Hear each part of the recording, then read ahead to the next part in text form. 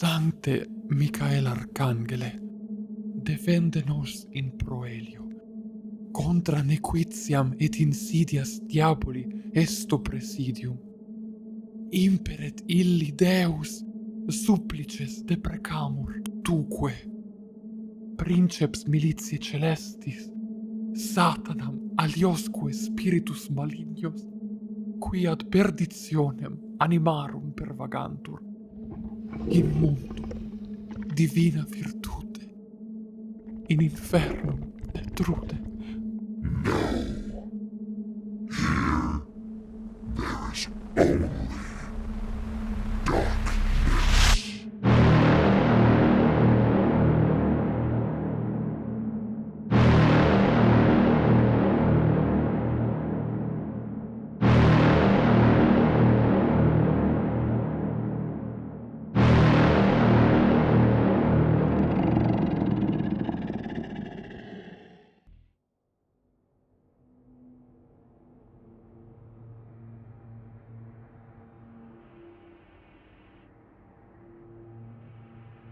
Nestled in Mineral Wells, Texas, stands a house of 2,840 square feet that's become known as one of the most haunted places in the state, and perhaps even the country.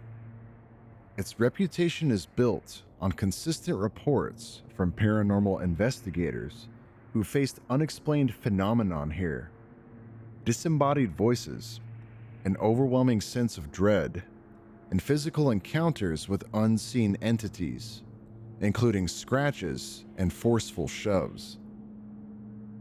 Some accounts even describe experiences akin to demonic possession, where people are overwhelmed by an unknown force, losing consciousness for hours at a time.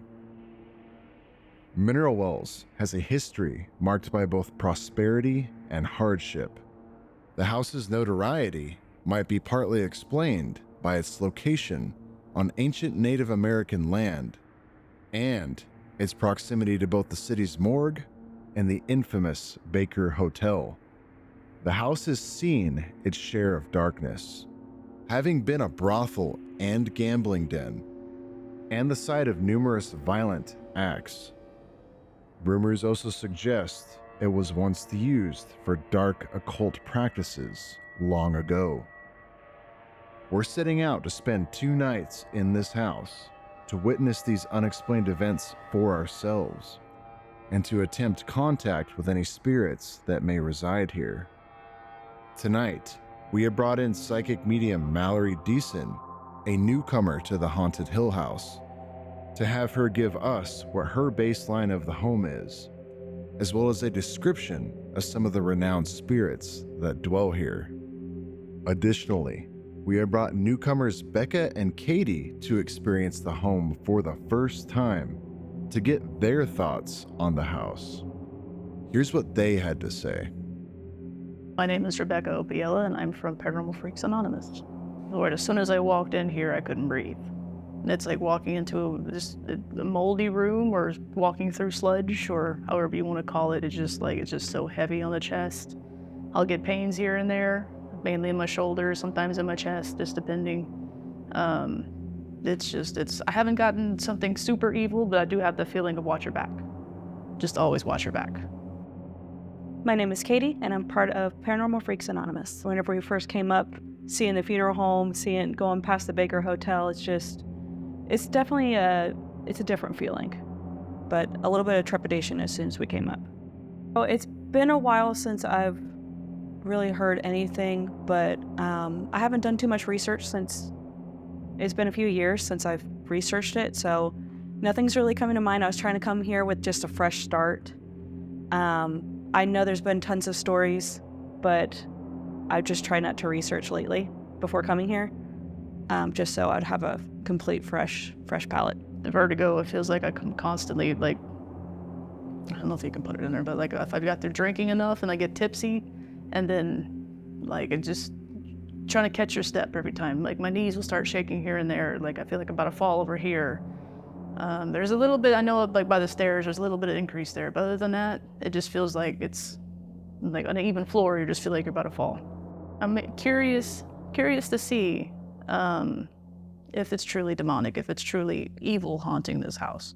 That's what I'm more looking forward to, because in our history of the group, we've never been through anything like evil, like known to be evil or demonic. So I'm curious to know and get the feelings of it and see, truly if that's what it is, if it's demonic or if it's evil or if it's just a simple haunting. Whenever I first walked in the door, it just felt like it just hit you in the chest. It's just a lot of energy that you walk into, kind of feel like you're kind of almost in quicksand a little bit, like you're swimming through that space. You're trying to get through. You're kind of like almost in a dreamlike state. And it just feels like you're almost sinking in the floor at some points too. Almost like you're becoming kind of one with the house, but at the same time, the house is kind of pushing back at you. So it's definitely a different feeling than I've felt in a while. After wrapping up the ladies' initial impressions for the evening, we allow them to investigate the house for themselves while we confer with Shay to document her psychic impressions of the land surrounding the house. Many believe that the history of the land surrounding Hill House has much to do with the nature of the haunting itself.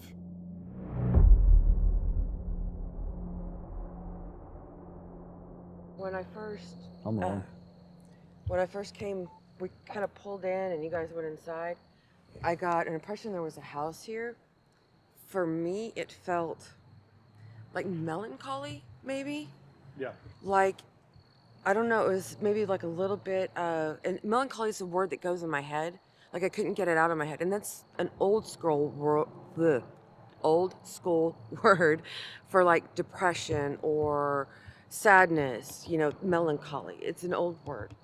But I got that quite a bit from this area. And I didn't even know that like this driveway was here till I started walking from the car across, because I was looking at all the Indians I saw up the hill. And then I come over here and I'm like, wait a minute, there was a house here. So very, very interesting what I got from it. It was like, that word just keeps going in my head, melancholy. But very just sadness, maybe a little guilt and just kind of a depression, like they don't know what to do with themselves. So yeah, that's what I got from it. There's some interesting history on this that I'll tell you about off camera because I want to publicly talk about it on YouTube. But yeah, it's interesting that you say that because there's a very interesting story that goes with this lot. Interesting? Oh, that'll be cool. Yeah, but we want to check out what you can tell us about the Baker. I mean, it's a famous place. Yeah. I know marginal amounts of information about it, but maybe somebody online could say, wow, that's actually correct, because what do you think? So for me, from there, yes, it is definitely, there's a lot of spirit activity. I got impression of a young woman. She had long brown hair down to here. I see her in a high-necked gown, and it's white, and it has the long sleeves with just a little bit of lace at the sleeves, and then it goes down to pretty much the ankles. And all I see is this and wind and the hair going behind her. And that's what I get an impression from. It's like, I'm done. You know what I mean? And so I know that she has jumped, but it was, she was very, very calm when she did it. Very calm. Like this was her decision. She made the decision and she went. And that's it. Like, there was not going to be anybody that could have stopped her. If they tried to, she would have tried it again. And I'm like grinning from ear to ear here as she tells this story, but let's just clarify something. So when you come in and you do readings, like you don't like read up about locations? No. You don't? No, I do not, because I want to come in with, I don't want to come in with other people's impressions. I don't want to come in with other people's stories. I want to come in with my own impression of what I get. Because to me, if I already have an impression, that could taint or make it where I don't actually tune into what I need to tune into. So like sitting here also, so the church over here, I see, I don't think that's a Catholic church though, but I see the impression of like a priest up in the bell tower. And he basically told me that he's about 40 years old. But he says the reason he goes up into the tower is because that's where he feels closest to God. And so he just kind of sits up there and just kind of looks around in his own thing, but that's where he feels at peace, where he's very serene. Yeah, I know very little about the church. I don't want to get the history wrong. I know it has something to do with the family that lived here in the early 1900s. Nice. It had something to do with this church, but the buildings have moved since. Gotcha. I think this lot used to be the original church. Oh, wow. This lot here used to be Yeah. the original church, and then they moved it. Something like that. I'm not 100% certain though. I Interesting. can't remember. I said it'd be interesting to look that up eventually and see. That's Yeah, I'll have to ask amazing. Kathy. What was that? That way. That had to have been an animal or something. That was weird sounding. It must have been like. Yeah, but that could have been an animal of any kind, a dog. So they ancestors own this lot too, because there's interesting. Really? You want to go down there? Yeah, absolutely. We can go together. Okay. I'm good with that. Just not right here. Yeah. My old niece couldn't take that crap. Just watch your step.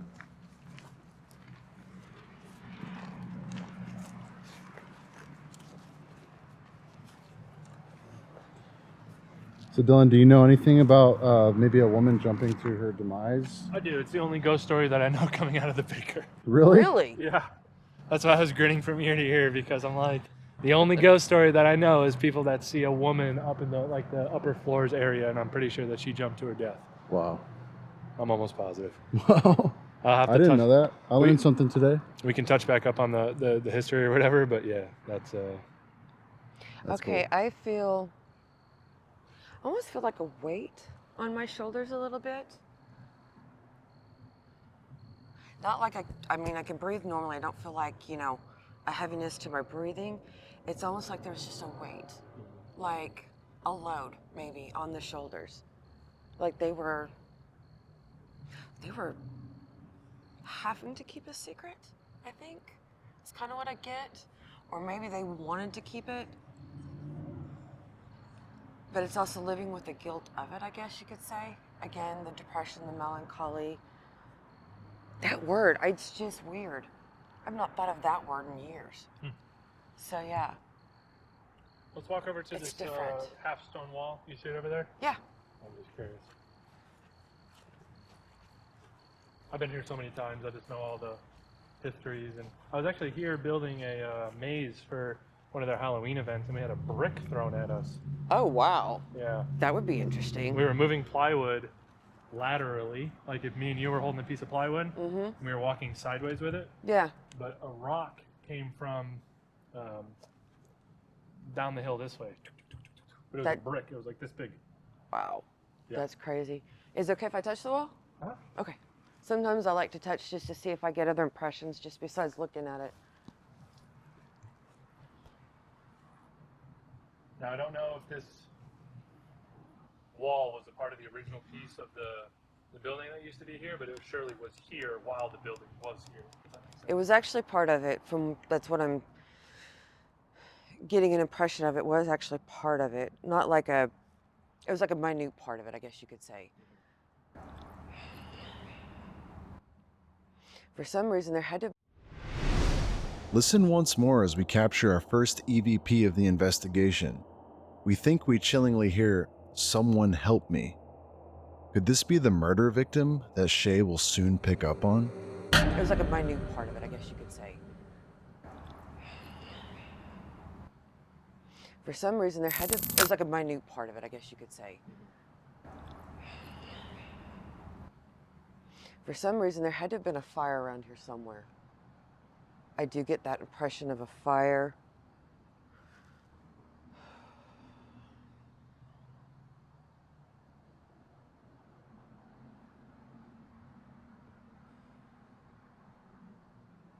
I don't know, it's weird. I get more from not touching it than I do touching it, which is strange.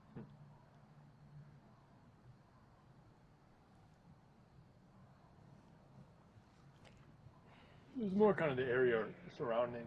Yeah. Some things that. Let me step In the away from area. it for a second.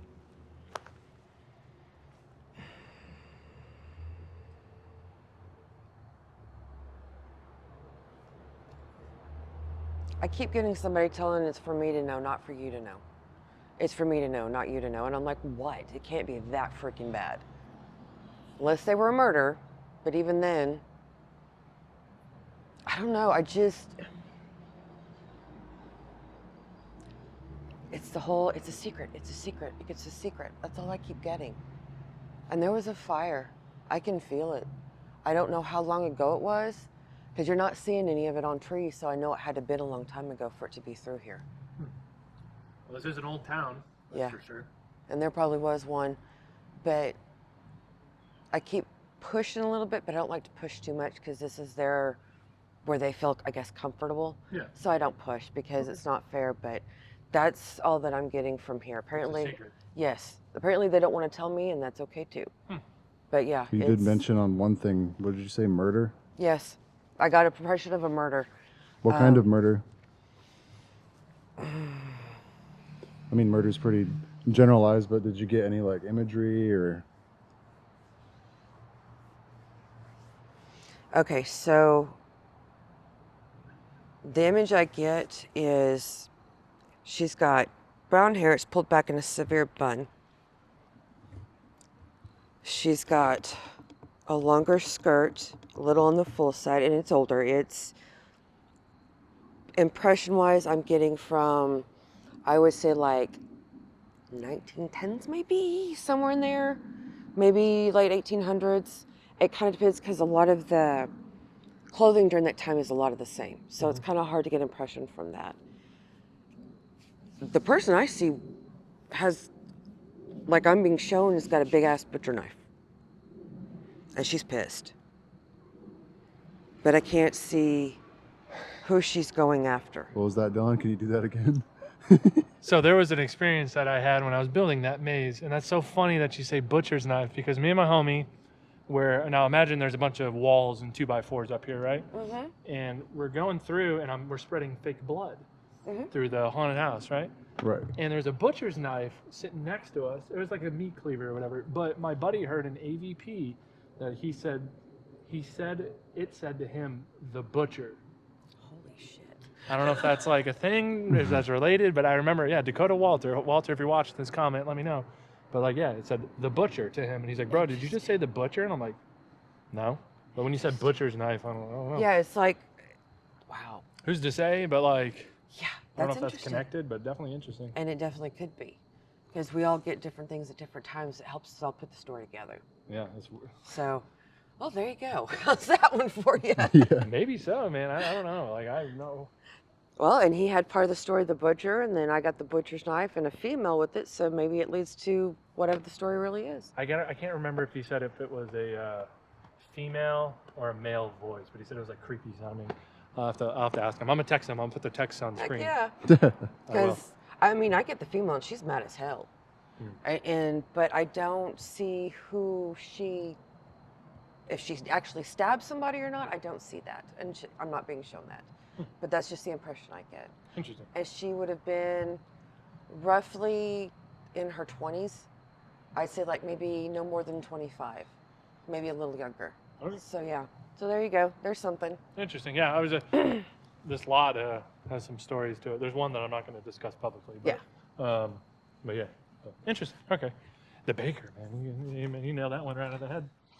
On that one, I mean, like I said, I could just see her just a free fall. And you could see the gown, pressed to her skin as she's going. And I knew what she was doing. And I was like, wow, that's one hell of a way to go. Yeah. Well, what about the outside of the house? What's funny is sitting outside, it's almost like I felt serene. Like, almost like the calm before the storm, I guess you could say. Yeah. Because I don't know. It's hard to say. Like, I haven't tuned in the house because I haven't wanted to.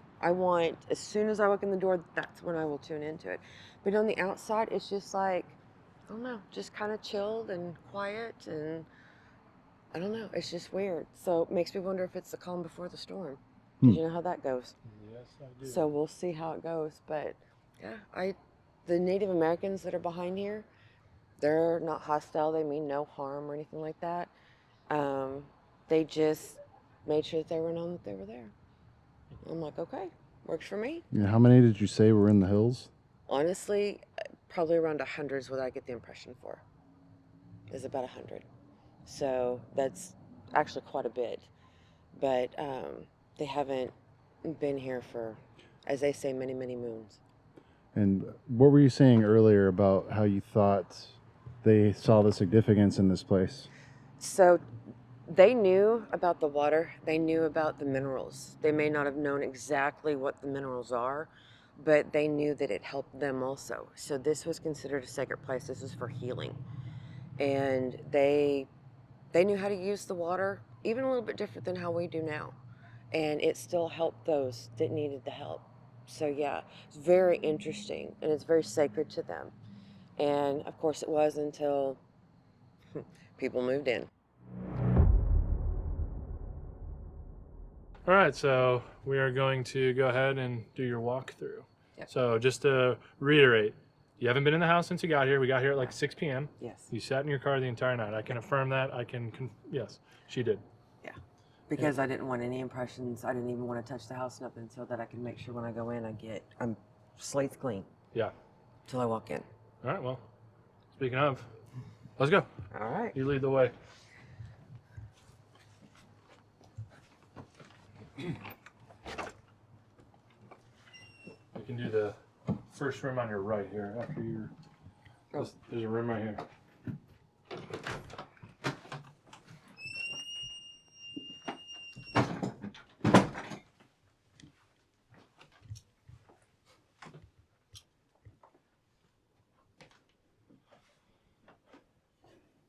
This one I get hard to breathe.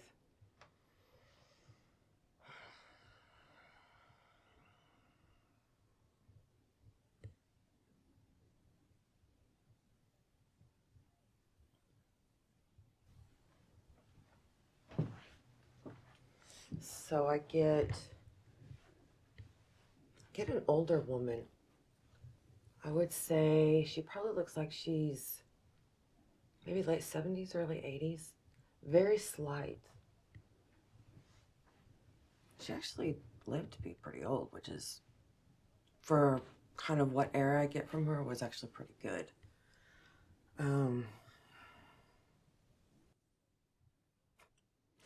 My rheumatism. I'm like, I haven't heard that word in a long time either. What's the word? Rheumatism. Bro. Arthritis.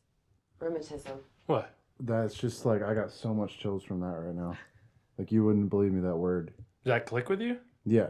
Okay. I'll have to talk about that later because it's not connecting to my head yet. If you're tracking that, that's interesting. Rheumatism's what I get, which that's kind of what they call it. Just like also too earlier, I connected with the bellboy at the baker, and he died of consumption, which is now what we call TB. So that one was interesting too. I get a little bit of heaviness, but it's like people crying, just crying. Interesting. I don't really get much of anything else from this one. Well, yeah, so this is the original A-frame part of the house. This was like the No original wonder. piece of the house. Wow. Late 1880s, early 1890s, somewhere time around there. Cool. So yeah, so this is like the original. This was Mr. Kyle's original A-frame part of the house. When the Texas Rangers came in and did a complete extermination of the natives. No Yeah, wonder. he I'm settled down. surprised those ones that are on the hill aren't mad and hateful about it, because a lot of times what you get if something like that happened. So, but they're actually peaceful, so interesting. Yeah. All right, well, that's the vibe off this Wow. room. Yeah. Yeah, all right, let's roll into the straight ahead of you is going to be the parlor. Okay. Cool house, though, huh? Very much so. I like all the wood. That's what's cool to me.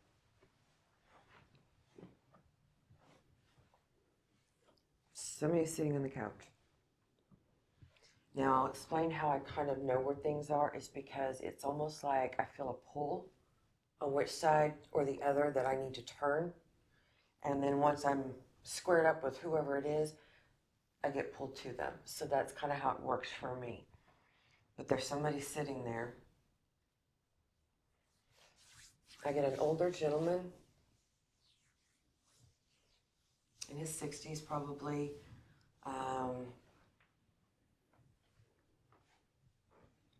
He is gray-headed. He doesn't have like a tan, so I don't get that he was like a farmer or anything like that. I get more of like a businessman to it. Not like overly rich or anything like that, but taken care of. He keeps wanting me to know though, like, I'm only getting to see right here up. He's not really letting me see the rest of him. And I'm supposed to just make sure that I let everybody know that he has a part in his hair and kind of gone back, keeps everything neat and trimmed, and he's got a good size nose, like it's very prominent to him.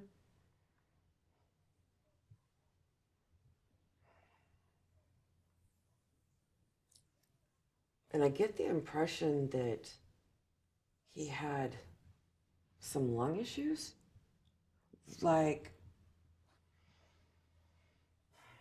I hear some of the wheezing, I guess you could say. Just like that. As it comes in, you get that wheezing feel, like he was trying to get oxygen into his lungs, but after a while, it feels like that's what killed him, was the fact that, I don't know if it was like COPD type thing? Yeah, like, or even back in the day though, depending on how much they were around asbestos, if they were anywhere near coal mines, but then moved away, black lung. But I get that it's very hard for the intake of the oxygen. And then in exhaling, he tries not to do too much because he wants to try to keep some, it's like it's very hard to breathe. I don't feel like in water or anything, because sometimes you'll get that, but it just feels like, is what it feels like. And then eventually it just stops. Okay. Whenever you're done with this area to the left right here, that's what we call, you'll see the title when we go in over the door. Oh, interesting. Yep.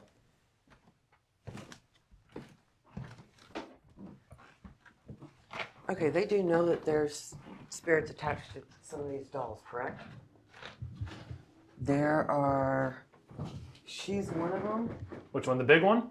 Yes, there's one attached to her. Okay. I'm being pulled. It's like I'm being pulled all around all of a sudden. All right, guys, calm down for a second. Chill out, and I can pick them up one at a time. That one.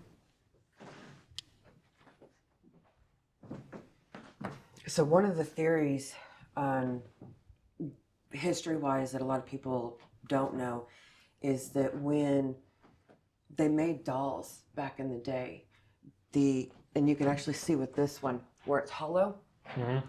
So they believed like when children died, their spirits could actually go into the doll, and that's the way that they could keep them. So now a lot of older dolls don't have it, but I walk in this room and there's several that do. And it's very intense for a second, because even the shadow man's kind of like just standing back off going, holy crap. So there's a couple of them that are over there too, but that one and her are the two strongest ones when I walk in the room. Wow. It's like I get one pull here and one pull here, and I'm like, chill out. Now. You briefly touched on the shadow man. Are you picking up on anything like that? I'm kind of letting him know he can come forward, because these guys were just like, hey, look at me. And I'm like, stop for a second. He's been here for a long time. Very long time. He's actually more part of the land. You can't stop smiling, dude. What's going on? So We're just going to let her continue. Yeah.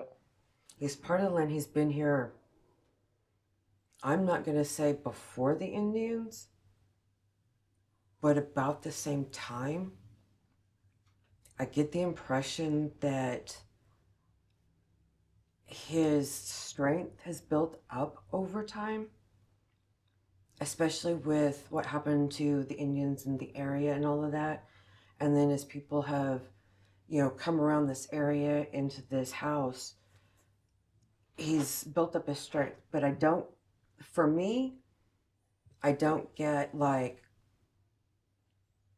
like he would physically harm me, but he would try to scare the hell out of me, is basically what I get from that. And he actually goes to different places in the house, but he feels, I guess, the safest in here. I don't know. I mean, that's kind of what I get from him, is he's most comfortable in here. But he does go through the house on different occasions, depending on either who's here or what's going on at the time. Do you see like any sort of size or anything like that? If he'd show that to you? So he's not real big, but he projects himself that way. How does he project himself? So like he projects himself to where he's taller. And I keep getting the outline of a hat. Like he's trying to go back with, I guess, the Wild West. Mm-hmm. So I get the impression of a hat. And it was the ones that were kind of a round brim. You see a lot of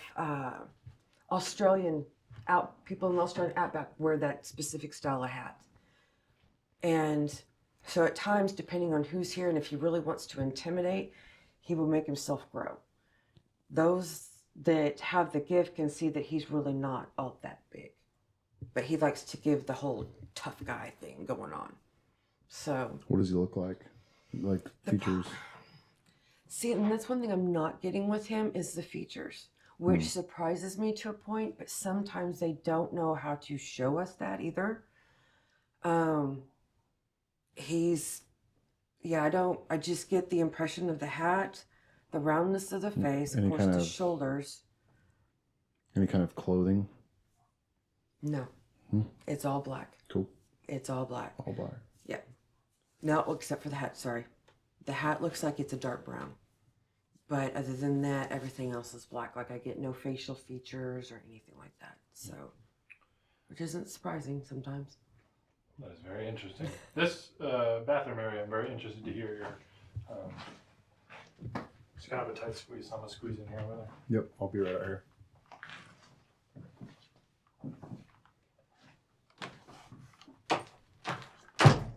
Excuse me. Okay, this one bugs me. So, I get the impression of. I hate these impressions when I get them, especially if they're very graphic, like I'm seeing right now.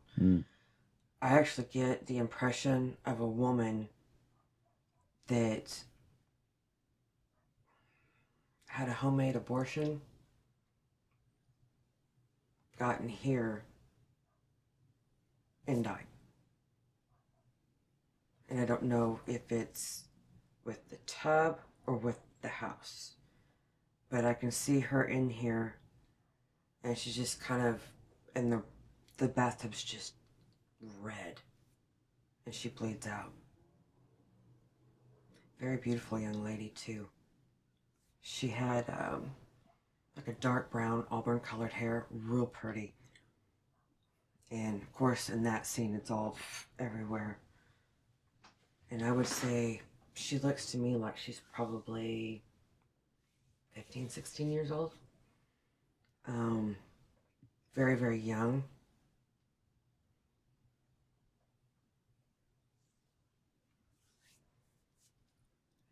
I don't know if I'm comfortable saying who caused it. Her death? Well, the pregnancy. Oh. Because I get the impression of a father figure. That's what I get the impression of. Which is really weird. Okay.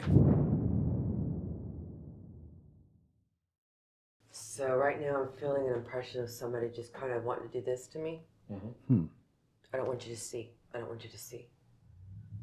So of course I'm asking, why?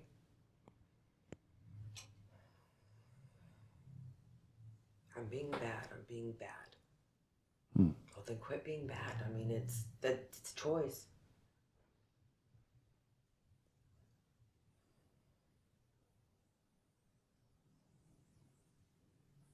This one's weird.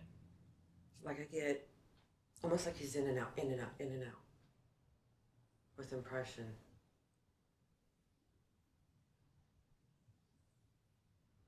not like females. He does not like females. I'm being tolerated. Basically, that's what I'm being told. I'm like, I'll teach you what toleration is. Watch me. Is this a stronger force or? It's what I'm trying to figure out. For me, it feels like the Shadow Man is more of a stronger force than this one is. But it's almost like he saves his up and then goes after somebody. Like weak link. I want to find the weak link, and that's who I'm going to go after. And he always feels like females are the most weakest link. But if he can find a male that he can intimidate and scare the hell out of, he tries doing that. And he's been successful a few times, but it doesn't seem like he's always successful with that. Because there's those that are like, look, I'm not going to be intimidated. Yeah. But that's what he does. He likes to intimidate. He likes to make people feel uncomfortable. He's drawn blood. He's drawn blood. Like on a person Yes. that's been here? Yes. Human, definitely drawn blood. Because I can see it beating. All I hear is I like the taste of it. I'm like, dude. Whoa. Yeah. Dude's He's wild. not going to harm us. And now to clarify, this is you're tuning in on a human being, a human soul. Mhm. Okay, just Yeah. clear things up. Yes. Human soul. He was ugly when he was human. Like,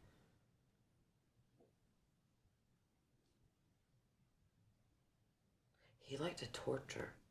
Not only animals, but he liked to torture humans. For very long periods of time before he'd finally let him die. And he misses that.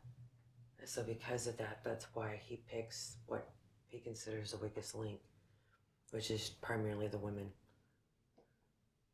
And he likes that taste of blood. Yeah, he's drawn blood. And that's not necessarily a good thing, because that can actually, if he keeps on with it, it can actually make him stronger in a way that nobody wants. Anywhere. At all. What would introducing blood to this space do for him? You know, now that he's a spirit. That's where, to me, I figured out that human spirit introduced into more of a negative, it seems like they end up being more on the demonic side. I don't think it necessarily turns them into a demon, but they get they do the same things like a demon does.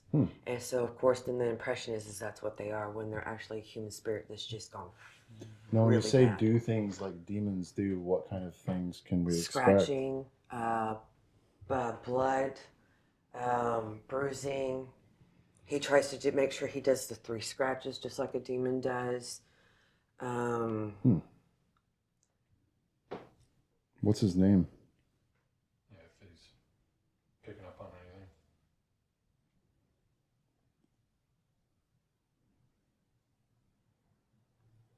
Tobias.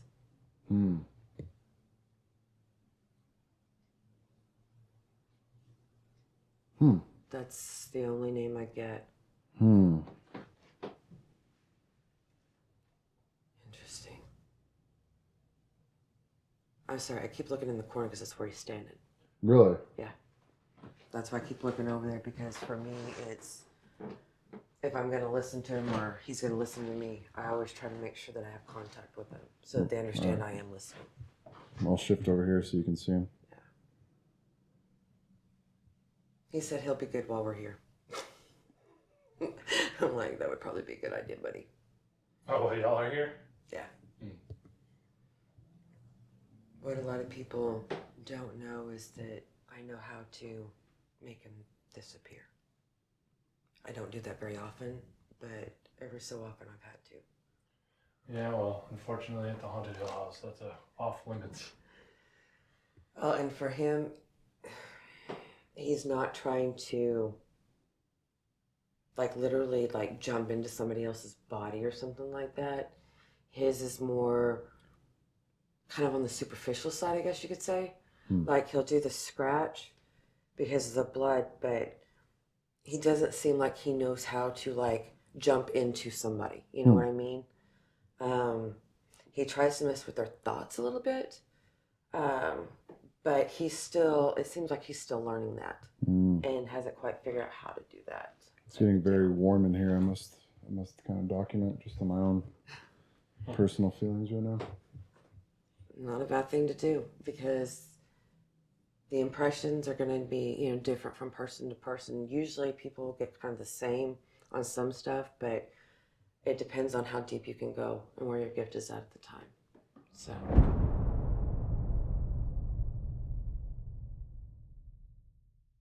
I get a headache in here. A headache? I get a headache. Why am I getting a headache?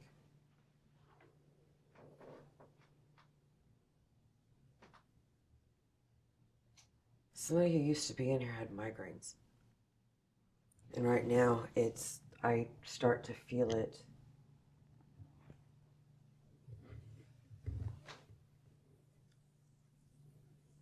feel like somebody was really sick. I'm not sure with what though. It's almost like somebody with dementia. It's very confusing. And the thing with people is, you know, whether when humans are alive and they have dementia or Alzheimer's, they have a tendency to get combative at times because they're confused. Yeah. And then at times, you know, they're lucid and know where they are. And that's kind of the impression that I get, is that sometimes they're combative and sometimes they're not. It just kind of depends. I think it also depends on who comes through the door. And it's hard to get spirit to know that they're not like that anymore. That a spirit, they're whole, their thought process and all that. But it's very hard, especially those that like had mental issues from literally the day they were born. You know, it's hard to get them to understand that they don't have to be that way anymore. So, I mean, you pick up on someone that might be like cognitively disabled of some sorts? Yes. I don't want to say like schizophrenia or anything like that because I don't get that. I get more of just confusion.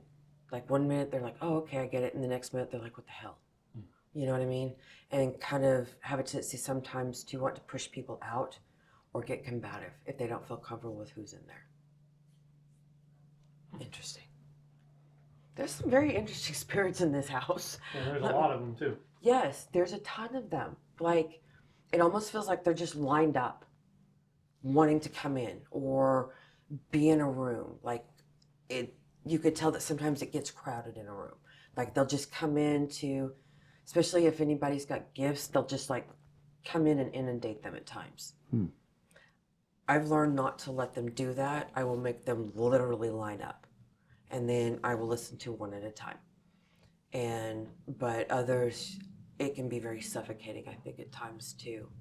And hence, some of the spirits being combative also is because there's just so much. Yeah. And there's so much energy in this house. So it sometimes puts it on a negative spin because everybody feels so inundated. Like they're right there in your face. And that can be annoying. But yeah.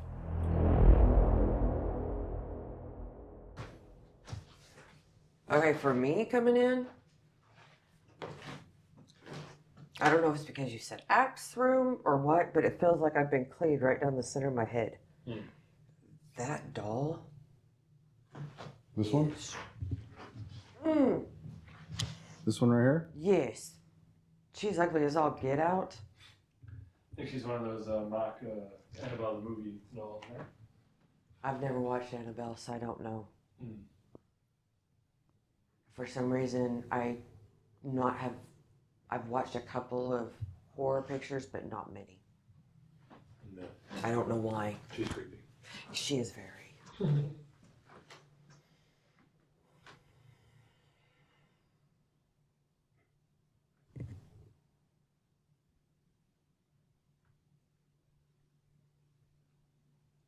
want to sing a lullaby, which is weird.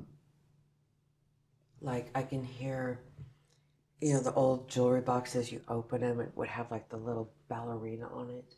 And I hear that going, and I just hear like somebody humming to it.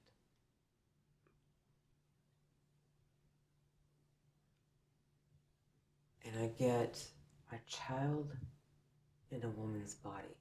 That now makes sense with the other room too. A child in a woman's body. Like, thought process is like a little kid.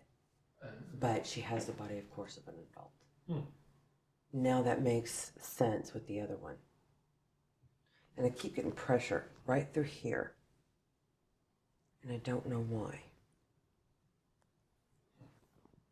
And the side of my face actually feels like it's going a little bit on the numb side.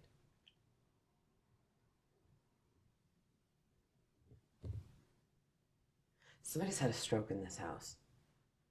I don't know where, I don't know what room, but I get that feeling because I'm starting to feel what would be considered stroke-like symptoms. Yeah, like weak face, weak muscles. Yes. Are you good? Yeah, I'm fine. Okay. It's something I can push off, but I like to kind of pull my protection in so that I can get a better impression of where I'm at, especially from those that are in the location. It helps me to understand a lot better too. Yeah. And they feel like they can actually talk to me more so than if I push my protection out.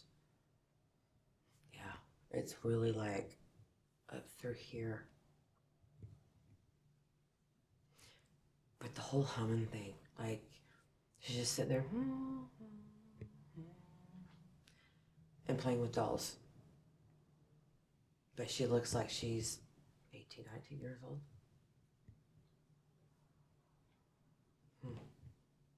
And whoever's giving me the stroke thing, I haven't picked up on that that's male or female. I don't know where that one's coming from. I just know that that's what I'm feeling on my face and even a little bit of my arm. But I don't know who it's coming from. All right, where to next?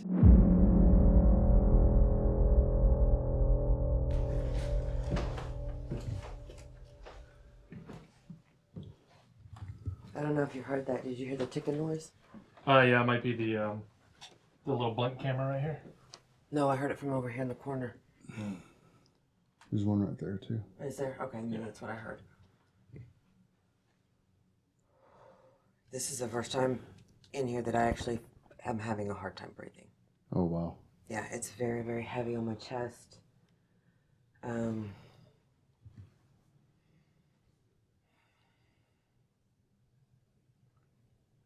I get the impression almost like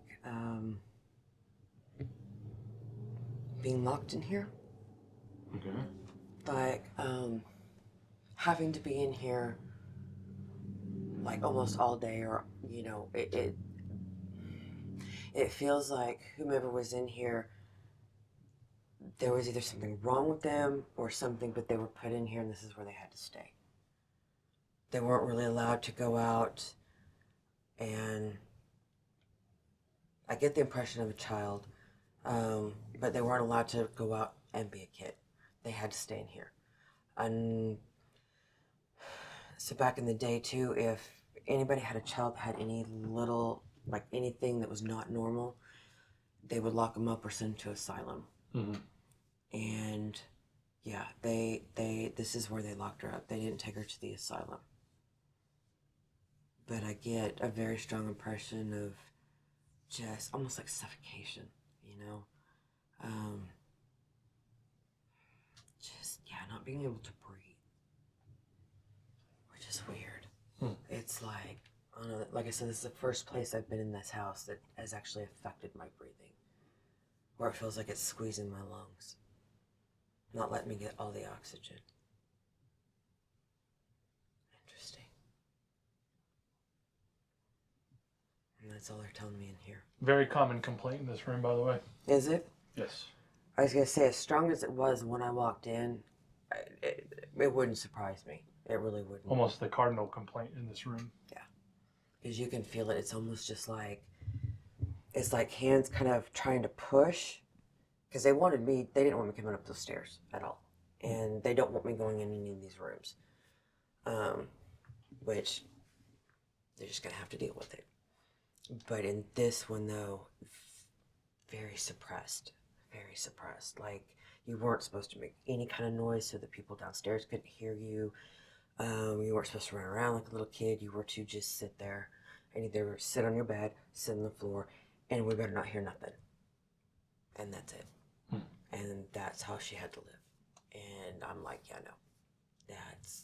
That's cruelty as far as I'm concerned. So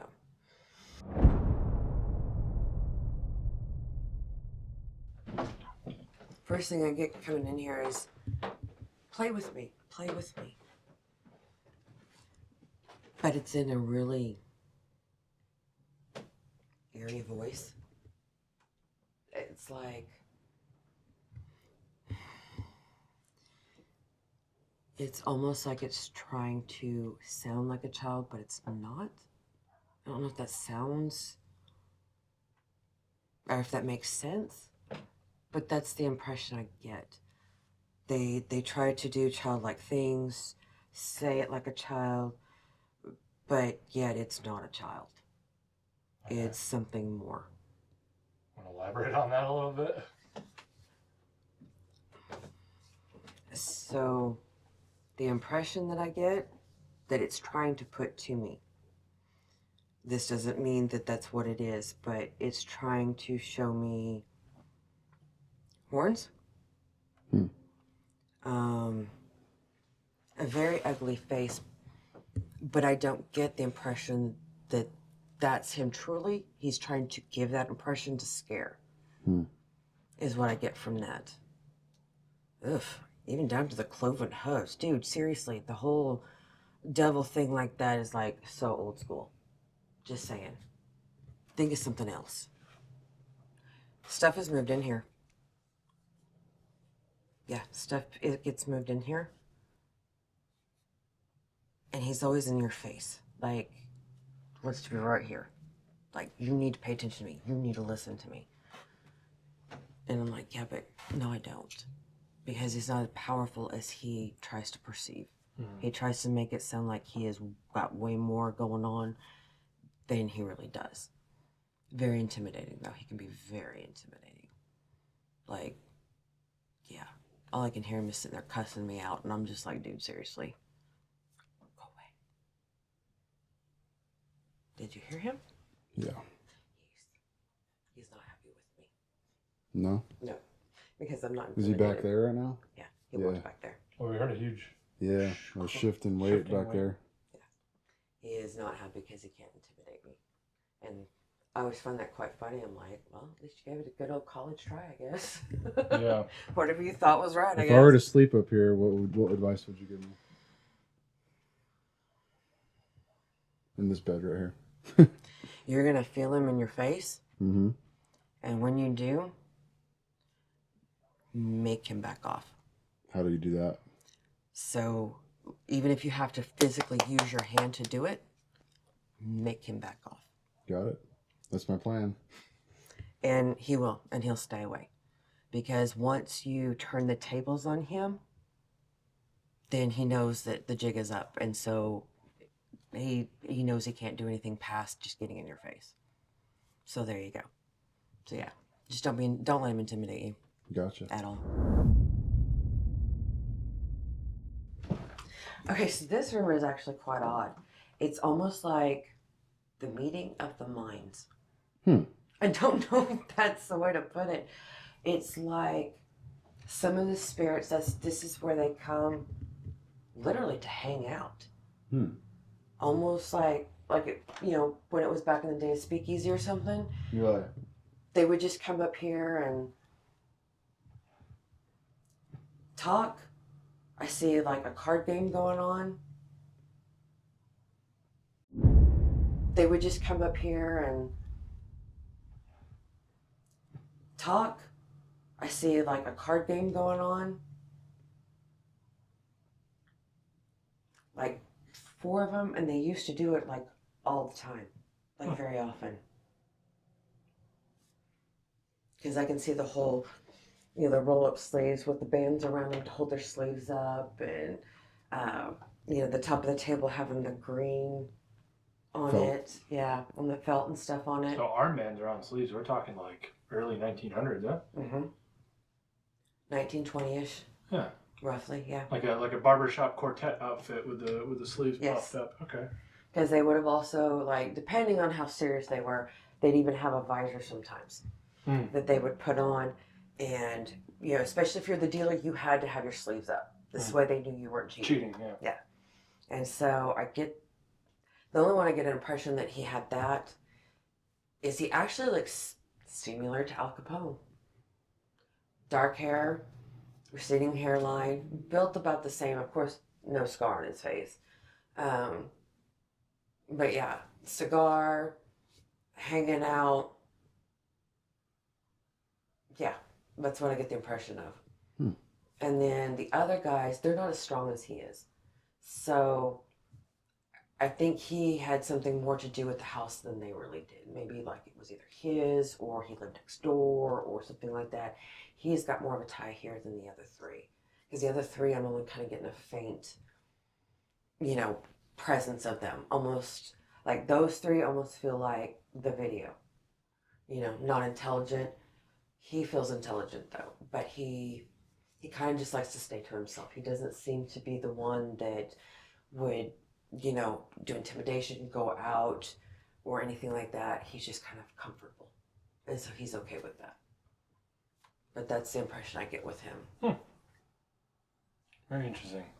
Yeah, because in my understanding, at least what I was told, and my memory serves me poorly in these moments, unfortunately, but they think that there was some sort of like magnetic or like some secret switch. This wall used to be fully sealed off, and this was like a hideaway spot. Nice. And that they would have someone to access like some hidden area. Where I don't know if it was with magnets or I don't know when magnets were invented, but I'm sure not. So my grandfather had a oak roll top desk. Stinking thing is so heavy. And if you reached into a hole underneath the little cubbies on the front of it into the back, there was a little lever that you pull, and it would open up so that you could open a drawer. And I kind of get that impression that maybe it was something like that. Okay, that makes sense. Yeah, like some mechanical trigger. Yes, it like metal, like hooked onto maybe like either a piece of rope or string or wire or something that you pulled on it and it would unlatch whatever it was. Very cool. That's just the impression I get. No. So the first thing when I walked in is I actually see a little boy on the floor, and he's like just sitting here, and it's just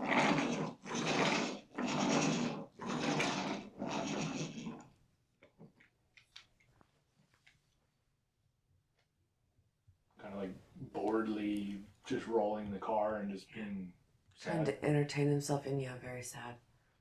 Like, he knows he's supposed to be a big boy, but sometimes he just wants to cry. But he doesn't want anybody to hear him because he's supposed to be a big boy. Like,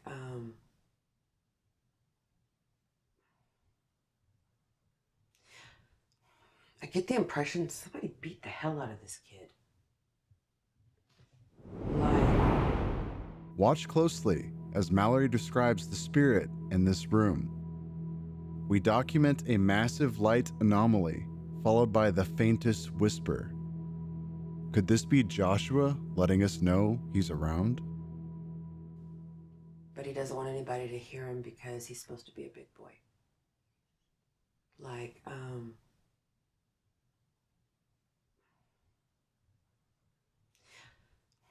I get the impression somebody beat the hell out of this kid.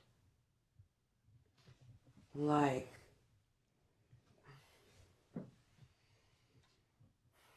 he was really abused as a child because,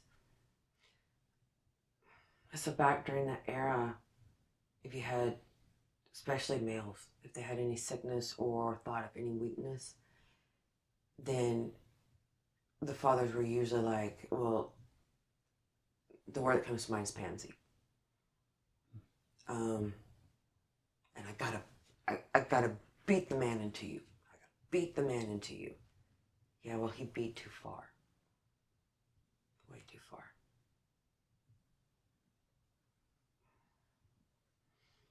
Probably the first time I've ever actually just really, really wanted to cry for that baby. He is so sweet. And all I see is just bruises all over. And I get what killed him was I see him hitting his head on like a doorknob. And then I see the bruising around the throat. So you think he died of strangulation? Yeah. And blunt force trauma. It's kind of all into one. All I get is, I've had enough of you. You're not a man. You're not a man. I've had enough of you. And all I want to do is just play with his cars.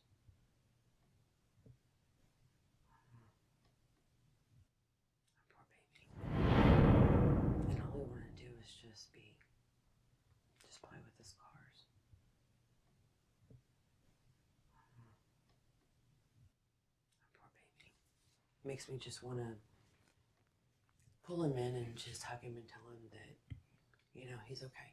That he was enough. It's the person that did that to him that wasn't enough. They were the ones that had the issue, not him. Unfortunately, you can't go back and change that. And sometimes you can't get him to believe that. But I hope one day he does. All right, so we just wrapped up for the first part of our night one investigation. It's kind of a light night. We got here a little late. We needed to do our walkthrough with Shay, and we did a little walking around the house off camera, but house is pretty quiet, so we decided to wrap up early. But an interesting night. Oh, 100%. I'm kind of shook, honestly. What do you mean? She's a newcomer to the house, right? And she's picking up on things that these are like stories of the ghosts at the house that like you know these stories if you've come here lots of times or been on the tour. She's never freaking been here. Yeah. Her first time here. Her and all the other girls, their first time here. And the fact that she could tell that story, so many stories, accurately about all the ghosts here, it's insane. Yeah, I It's agree. absolutely insane. 100% agree. But yeah, we have a big day of filming tomorrow. You got all the B-roll, all the drone shots, more interviews to do. So we decided it was probably just call it an early night, and tomorrow is going to be really where we hit the investigation hard. That's all we're doing tomorrow night is filming investigation. So that's going to be awesome. We're going to try and get some sleep. Over here, you can't see it on camera right now, but I'm going to set up a camera on 4 camera angles, one in the axe room, 2 in the carousel room, and 1 in the staircase in between the rooms that me and Brian are going to be sleeping. So we'll let that time lapse until the battery dies. We'll see if anything happens. Don't make fun of us. We have eye masks and earbuds in because we want to get sleep and this house gets noisy. There's all sorts of weird freaking noises that occur, and I need to get some sleep, and he needs to get some sleep because we have a long day ahead of us. So, that being said, you ready for bed? Sure am. I'm exhausted, man. Yeah. All right. We will catch you all in the morning, and it'll probably Coffee be in the morning. coffee in the morning. All right. See you in a little while. So right off the bat, we weren't filming, but she talked to us and she's like, there's about 100 Native Americans sitting up on this mountain right here. And that was profound to me. And I knew that I'm like, okay, this is going to be an interesting night because she's already picking up on things. And you can do research on it, and you're really not going to know that there were Native Americans, in mineral wells unless you're really digging. And for her to say they're on that mountain specifically, I mean, they found arrowheads up there, all types of, archaeological finds that would prove that Native Americans did, in fact, inhabit this space. I was just perplexed at the accuracy of some of the things that she was saying. There were some things that she had brought up that I'd never heard before, but she's never been to the house, and I don't know everything.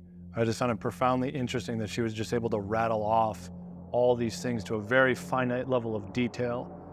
And the one thing that stuck out to me the most was with Joshua upstairs. That blew my mind, to even the point where she realized that he was beaten to death upstairs.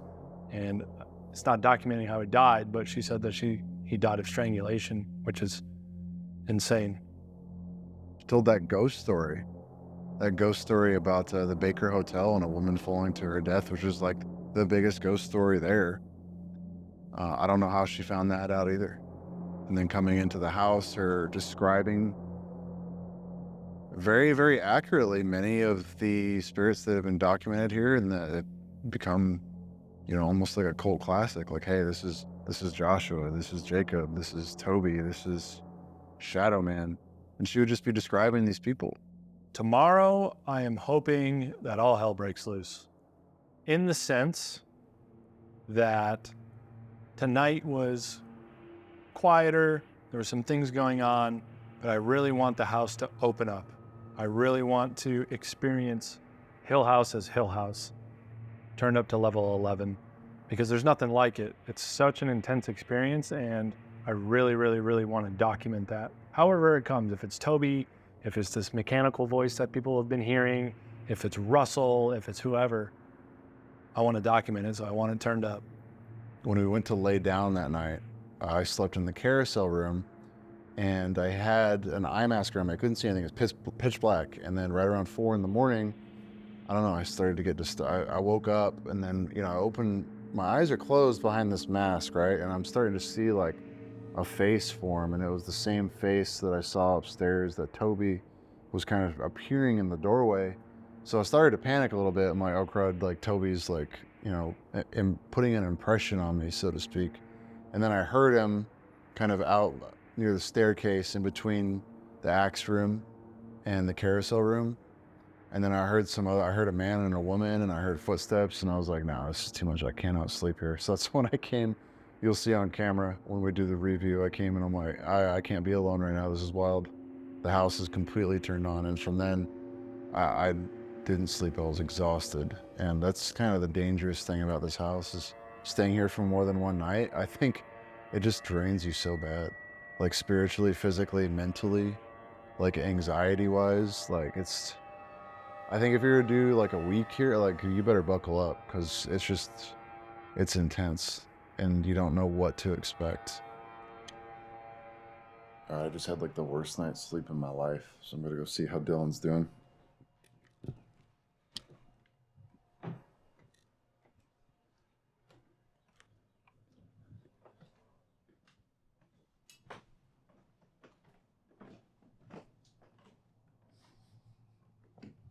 That's so bright.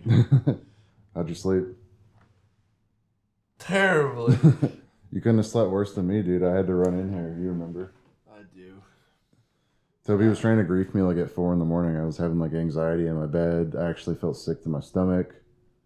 Like I started hearing voices in the hallway out here, and I was like, nope, I'm out. It was too much all at once. Dude, I usually sleep okay in here, but after you woke me up, I just could not stop. I brought the grief in with me. It was seriously like after me, dude. It was like more than Toby. It was just like the house finally was like, okay, we're going to fuck with you now. It was awful. Yeah, I need coffee. All right, we'll get it running. Yeah. All right, after an absolutely terrible night of sleep. Wow, nice shirt. A lot of people throw Bible quotes at our face, think we're Satanists or something. We're not. Some of y'all owe us an apology in the comments below. But we're just doing the morning ritual, getting some coffee in, Nothing out of the norm. Yeah, we're also offloading a bunch of footage over here, so. There's also a really badass thunderstorm outside, so that's kind of cool. Yep. Maybe Yeah, that'll ramp things up later on. Mm-hmm. Got some donuts, some coffee. I need caffeine. Yeah, my brain's It's like not an working. ice cold shower, by the way, so I'm tempered, Yeah. Brain is Ready? not working. Need to reset and make contact later. Stand by. A little known fact is that we shoot all of our own supplemental footage. We do not have massive filming crews or cameramen to assist us.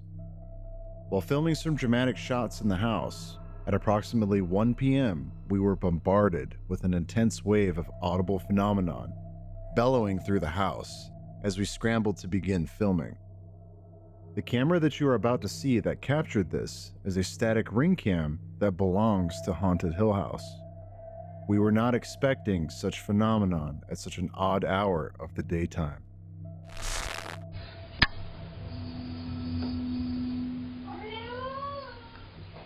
Bro, what? Roll for you right there. Just turn it off.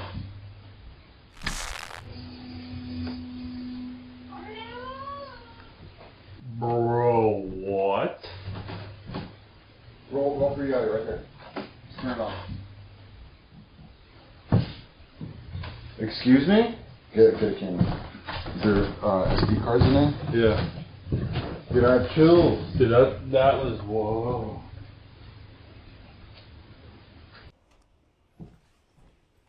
Who's trying to talk to us right now?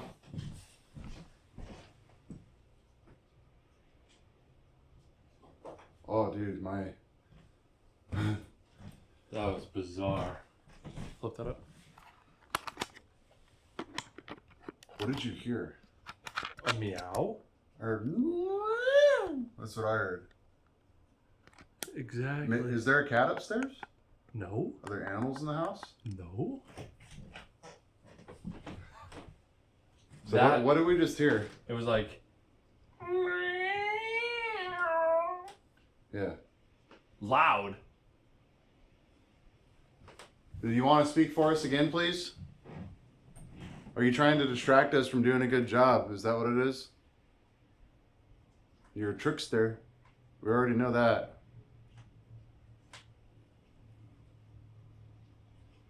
Dude, my heart's like racing because it like caught me off guard. When that happened, I had like electromagnetic energy like just go through my entire body. So I don't think anybody's ever heard that in the house before. And we heard a dog barking outside. I heard cats. Dude, that was weird. That was like a big cat. I heard cats fighting viciously outside. And then I want to say about an hour later when we were sleeping, I heard a really angry meth head, which could be probable, but I heard just like, but outside this window right here when we were So sleeping. you can show people we're not investigating, we're shooting B-roll. No, we're trying to do B-roll and we're getting sidetracked. Wow, dude, that was... Hey, make yourself known. Come on. You got our attention.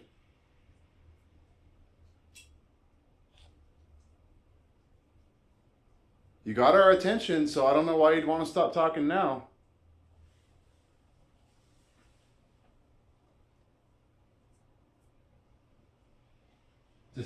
That shook me, man. I was just like not paying attention to that. Really. Wouldn't it give you more validity if you talk to us now?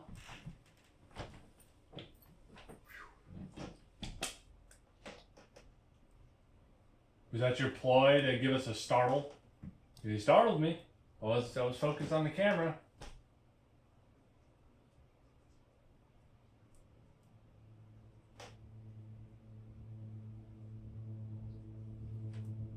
Hill House. I guess, man. Once again, we encounter the most wicked audible phenomenon either of us has ever heard in broad daylight. Listen closely as we capture the strangest audio, followed by someone whistling upstairs. I don't know what we just heard, but that was disturbing as hell. All right, you got our attention. It was like, bleh. We're rolling on the 53, so Rolling excuse through the the quality, audio. but this is the easiest thing to go live with. Who just belched up there? You got our attention.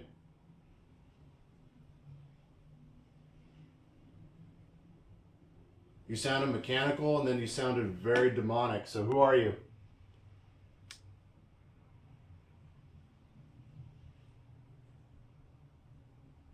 Broad daylight too. It's about 1 p.m. 1:37 to be exact.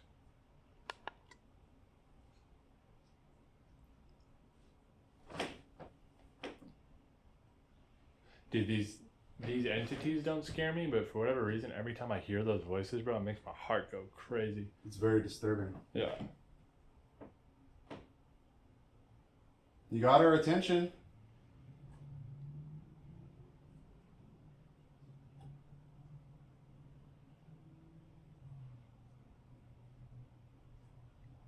Who's here today? Yeah, we just want to talk to you. Come on.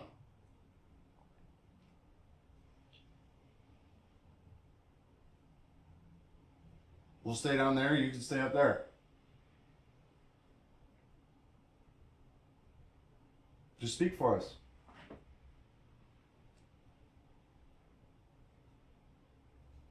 You're trying to interrupt our B-roll and we get a good shot? You don't like that? What was that? That was from up there. No, it was from behind you. You're trying to interrupt our B-roll and we get a good shot? You don't like that? What was that? That was from up there. No, it was from behind you. No, it was from up there. I'm confident. No, it was directly behind you, dude. I heard it up here. Okay.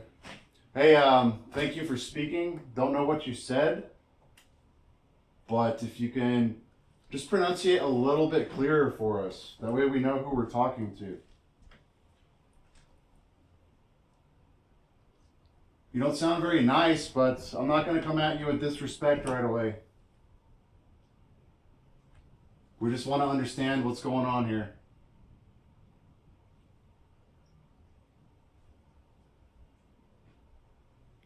Movement up there. You know, either you be Toby, or either be this mechanical creature. It's all good. We're just grateful to talk to you, that's all.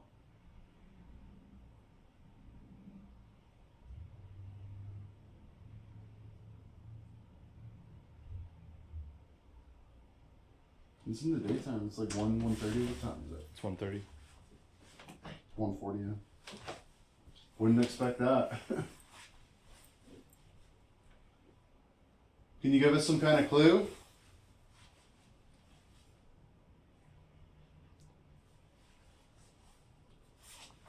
We appreciate you being audible.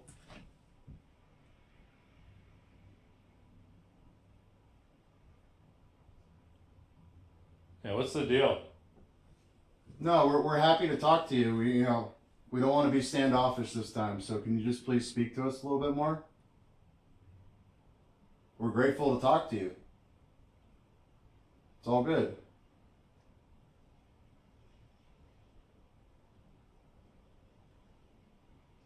Or do you need to feed off that fear? Is that what you need? You need to sound really disturbing to kind of scare us, steal some energy?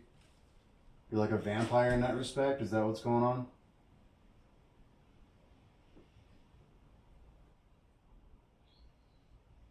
Whistler. Is the Whistler. The Whistler. Is the Whistler. It's different. Are you a whistler? Can you whistle a tune for us? I'm a good whistler too. I'd love to whistle with you. You want to whistle back? As the day went on and we continued working, we documented no further unexplainable phenomena. Good friends and lone wolves, Tuck and Ryan, joined us for the night to help us document more paranormal activity inside of the house. Both men have spent the night here alone, a task which many fail or outright refuse to do. Here's what they had to say about the house. Well, I'm Ryan. I am their lead investigator and tour guide for Haunted Hill House, and I'm also with MP Paranormal. June will be 5 years since my first visit. Since my first visit, the first thing that happened to me was in this room. I was sitting right here. Something poked me in my back, and then I heard something tell me to leave upstairs outside Joshua's room. And it took me a couple days to process it. And since I got a taste, and I just had to know more. I had to keep coming back, and then the house calls me. It calls me back. My name is Kenny Tucker. Well, I came here about 3.5 years ago for the first time, and the house grabbed hold of me. I was a little skeptical, and our first 2 hours here, Sonny even said he's never seen one get that much activity in the first 2 hours. And then people called me and my son Blake the Magnus. They said every time we come to the house, we attract lots of activity. It's activity every time. I mean, I've been to other places, and you'll go some nights and get nothing. But every time, even a slow night here is faster than some nights at the other place. It just always amazes me. And it's always different. Something always new pops up and makes me go, what the? And we always try to debunk things, and we've been able to debunk some things, but just too much happens that we're like, what the heck's going on? There's nothing fake here. There's nothing fake about this house. If you want to believe it's fake, by all means, visit. There's nothing rigged. There's nothing at all rigged in this house. There's no roof, there's no speakers, none of that. This house is legit. Absolutely legit. I can't think of why would we fake anything here. We don't have to. Audibles, being touched, knockings, bangings, possessions, all that I've seen. I believe the house is alive. Haunted, yes, but I feel it's more alive than it is anything, personally. When we first came here, we were the same way. We thought there's speakers in the wall, there's things that are staged, but just things start happening, and it's like, nope. And we looked and go, there's no, it's legit. I mean, the first time I came here and met Sonny and Kathy, the only name they had was mine, because I had rented the house, and our whole group was here, and right off the bat, we had an audible that said 2 names of my team that was here. It said Bobby and Blake. There's no way they could have known that name. Kathy had to sit out in the living room out here, and everyone saw a shadow in the doorway, and then it just, from that point, I mean, that whole night just went wild. But the capper was when one of our guys, Joe, had these rosary beads. Kathy said carry religious items, and they'll sometimes get more activity. He wrapped around his fingers. You can see him on camera walk all around the house. They just disappeared out of his hand. That was 9 o'clock at night. All 10 of us looked all over it, and Sonny looked all over for him upstairs, couldn't find him. We have an EVP where Joe's looking through Emily's room for him, and it says you can't find him, and laughs. And then at 4 in the morning, they're laying in the middle of Emily's room on the floor. I got them. They hang from the rearview mirror of my car. I can't get rid of them. I bring back in the house down then and Darren to take them again. I believe I have encountered a few demons in this house. So one is Toby, or Osmodeus. I believe I've encountered Moloch. I've had Bell come out and tell me I'm Bell, and told me I needed to get out, which I didn't. I just provoked him more, but that's just, I like to provoke and see what I can bring out. And I've had other things tell me I'm a demon, but won't tell me their name. Anything could happen. Anything could happen. So it's gonna be really interesting to see what decides to make itself known and how it decides to make itself known, whether it's gonna be audibles, growlings, hissings, knockings, bangings, someone getting scratched, someone getting punched in the eye again, or who knows. So bring it. You know, it's gonna be cool to see what happens. It's gonna be very interesting. Before beginning our investigation, we conducted a Facebook Live session for Haunted Hill House to commemorate the first 3 lone wolves being in the house together at the same time. During this brief session, we captured 2 disturbing and loud, audible voices during the live stream. Listen closely. Hey, Russell. What the fuck? That was,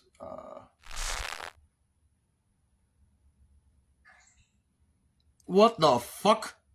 that was, That was awesome. I sound like wet and gurgly. Yeah, a wet gurgly sound. That's the crawler, isn't it? Do you speak English?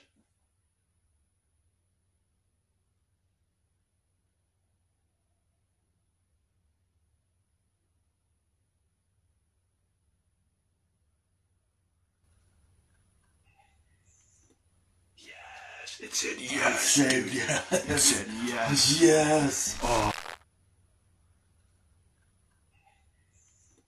Yes. It said yes, dude. It said yes. Yes. Oh, brother. Thank you. After our live stream, we proceed with a perhaps fringe experiment to provoke activity within the home. We make an offering of tobacco, red wine, and chocolate to the spirits of Hill House to see if it brings any entities to the table to communicate. We do not recommend conducting such practices on your own, unsupervised, or without spiritual guidance.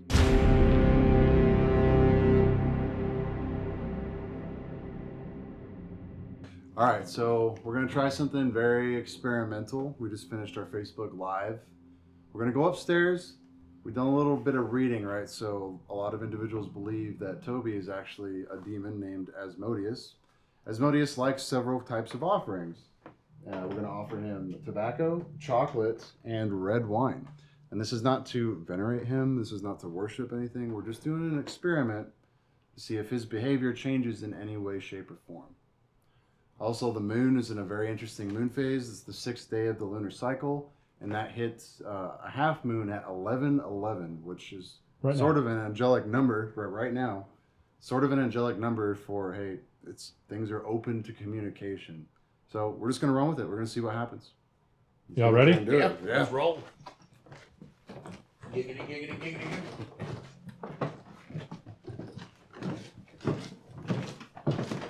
Oh, not to mention that I had the gimbal set up like an hour ago, and I go to use it, and it completely malfunctions, and the motor on the right arm overheats randomly. You think we should put them right here? Yeah.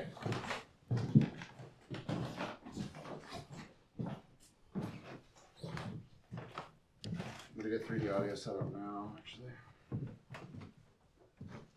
All right, rolling 3D audio upstairs. We get this on. This would be like our What exterior. do you think, Ryan? It's gonna be Is it a fun. good idea, or I don't know. It's spiritual? gonna be interesting to see what happens, because a lot of the Has anyone times, ever tried to do this before? no, not that I know of. This will be the first, because most of the time, everyone tries to get them to talk and do things, but no one ever tries to make like a peace offering with him and see if he, like you said, if his attitude changes. So that's basically what we're gonna do. So it's gonna be not it's gonna be worshiping. interesting to see what happens. We're not worshiping. We're not asking for anything in return. The only thing I'd like is for these spirits upstairs, whether you be Asmodeus, right, or these other dark spirits that are up here. We're going to offer you this chocolate. We're going to offer you this tobacco. I'm going to offer you some red wine. And the only thing that we're asking is that you speak to us.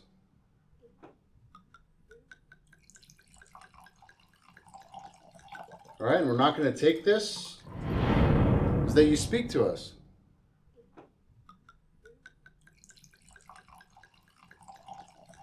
All right, and we're not going to take this. Listen again as we make our peace offering. You can faintly hear a voice say, "Give us drinks." Listen close. Is that you speak to us.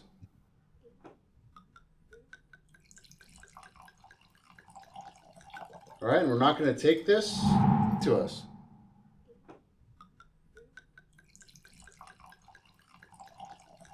All right, and we're not going to take this. We're not going to drink this. This is all yours. And the whole bottle is yours too. So please enjoy. Please drink up. And we're not making a deal with you, so let's be clear. We want nothing from you except just for you to talk to us. No, this is, hey, that stuff's there. We're going to go in here. We're going to give you your space like we always do. And we're coming to you. We don't want to talk smack for once. Maybe we can just have an open conversation. Wouldn't that be great? Exchange of knowledge. Let's do it.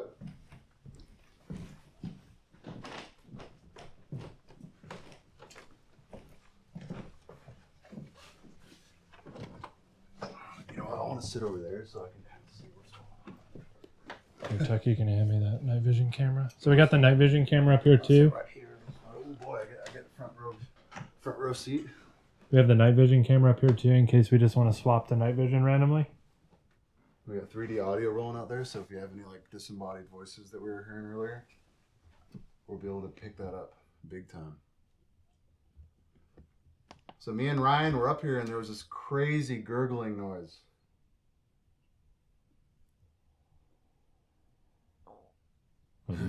Not related to Little Caesars. That was related to Little Caesars. It was pretty good though. So please accept our peace offering if you would be so inclined to speak with us.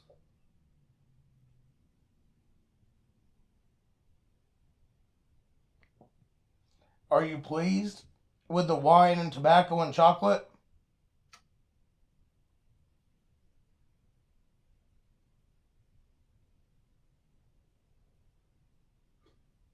We had we had Shay come over here, and she kind of let us know a little something about you, that you're trying to be something more. So there's your offering.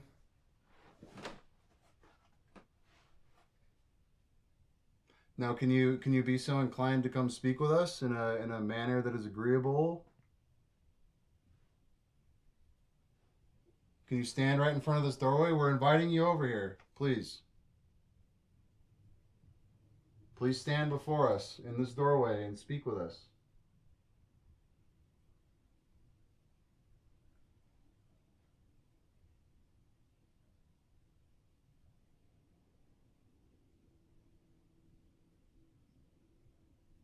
I heard a little something.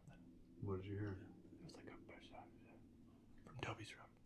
If you're over there and Dylan's right and he heard you, please come closer.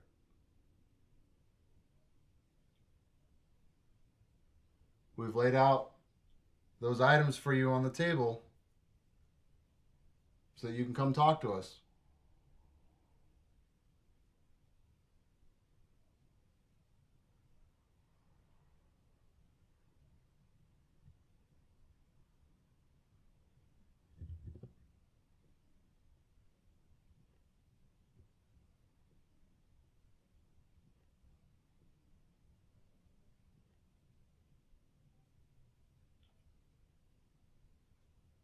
Did you hear that?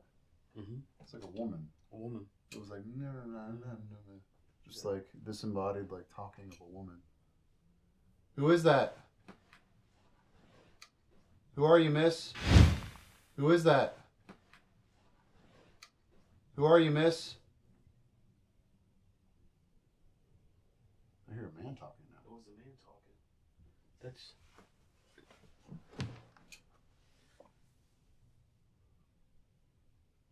A man and a woman talking. Me and Ryan years ago heard something similar. Mm-hmm. Really? I've heard it a couple times. Like it'll be like a man and a woman talking, just like Elizabeth and some other man, or maybe Sarah and someone else. But it's weird you'll hear them talking. Is that you, Sarah?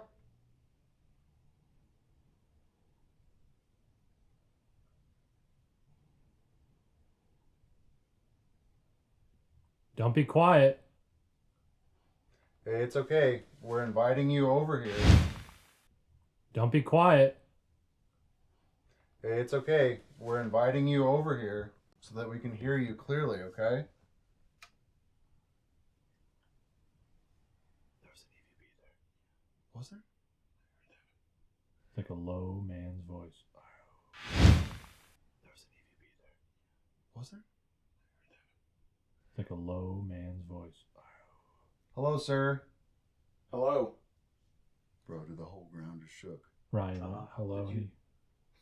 Did you shake, Ryan? You shook No. the ground? The whole ground just shook. No. Shook. The whole house just shook.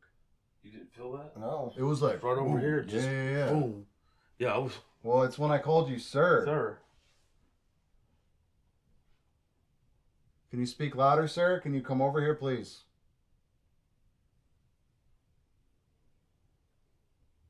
They were inviting you over here. There's some tobacco and wine there for you and chocolate. Please come get some. That's some good wine, too.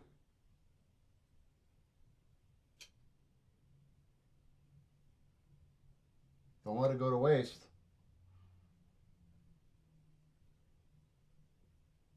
That chocolate's probably a little bit sweeter than what you're used to.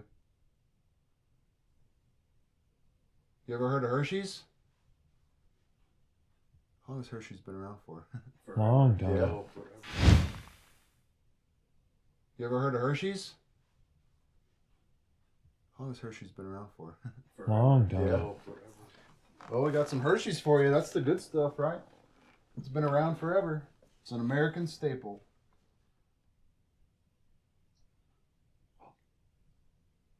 I thought I heard the click mechanical. Did you hear that mechanical? Yeah,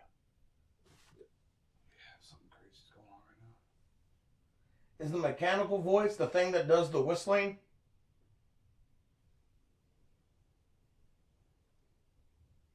What is the deal with this mechanical thing? Like, what?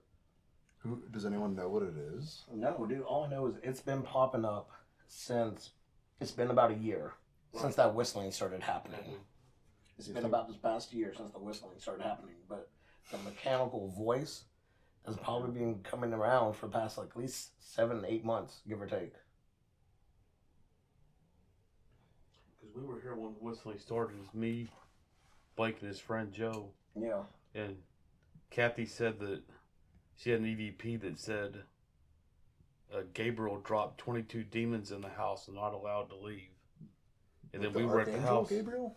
That's what she said. And then we had all sorts of activity that night. Something grabbed Blake and started pulling So that's a new theory for the house. It's a dumping ground. towards Toby's room. Said it started pulling him towards the bootlegger's room. He's laying on the floor. It's a jail for demons. And that's when we started getting whistling and banging, and we were like, what the heck is going on? I'm running Spirit Talker quietly. If anything relevant pops up, I'll let y'all know. Do we have to be in a certain part of the house for you to respond? Shit, it almost seems like that.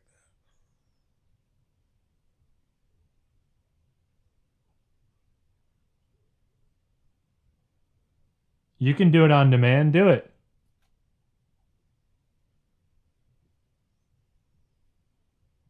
Bro, I just said your wife's name.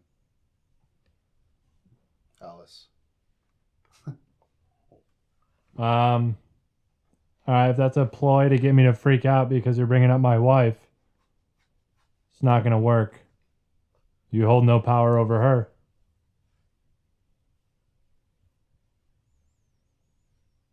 Well, maybe it's not trying to scare you. Maybe it's just...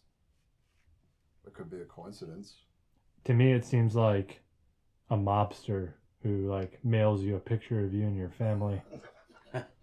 Is that what you're trying to Did you do? hear that? Yeah. That It was... went... Mr. Mechanical... I don't like that. Your wife's name and then the next name thing is the murder. mobster. Yeah, you're not intimidating. I don't buy that for a minute.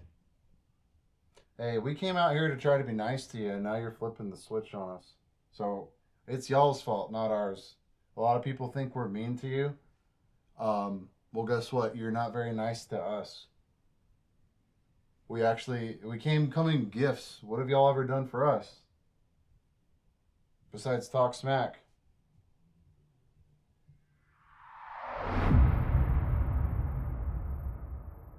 When we were doing Facebook Live, which we're going to pull here shortly, me and Ryan were sitting right here and we heard the most disturbing sound. And that, Dylan, you and me heard it, but we didn't capture it. Where it was like this demonic belch, and it was like gurgly, and it was like seriously right out there where we got the camera and the 3D audio, so we're going to try to just recreate that. Me and Tuck heard it too. Heard it downstairs. Yeah. It sounded like it was right outside the door downstairs. Ryan, you want to pop a squat? You know what? I might sit in this chair. Okay. Yeah, I'm gonna turn this right Me here. and Ryan are going to sit right here. That way you can see us. Why is it that you're unhappy that the door is here? You bumped it. Somebody bumped it. They got the chairs. The cat ball is going off, but Y'all move the chairs. Maybe. Who was that gurgly AVP that we heard?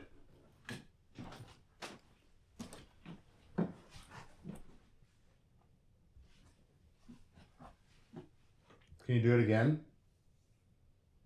Are you the crawler? I have a feeling that you're the crawler. Our good friend Shay said that the crawler and Toby work together. Is there any validity to that? She said specifically that the crawler uses Toby to see where he can't see all the time.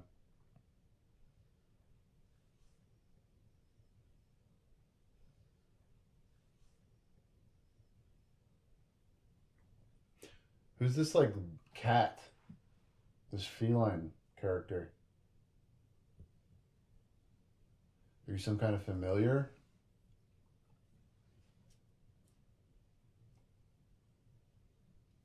Some kind of creature? Some kind of beast? yeah, because you are not a domesticated cat. I'll tell you that. No, it's more feral, more lion. You trying to make us think you're a beast?